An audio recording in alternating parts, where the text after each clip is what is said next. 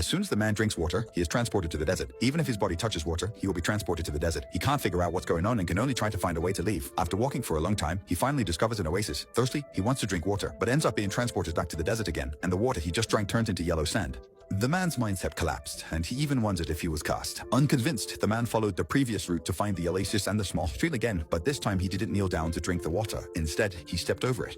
This time, he was finally not transported back to the desert. Dragging his exhausted body, he reached a highway just as a car was passing by. The man quickly waved to stop it and successfully got into the passenger seat. Thinking he was safe, he drank the water handed to him by the driver without hesitation, but the tragedy repeated itself. The man was sent back to the desert again and swallowed several mouthfuls of sand.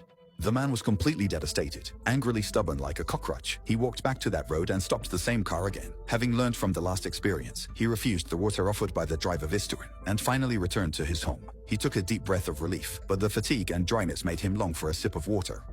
After struggling internally for a while, the man filled a cup to the brim and added a lot of ice cubes, thinking that since he was back home, the curse should be lifted. So he dipped a finger in and cautiously put a drop in his mouth. As he expected, he wasn't transported back to the desert this time. This made the man incredibly excited, and he drank the entire cup in one go, then went outside the house and jumped into the swimming pool.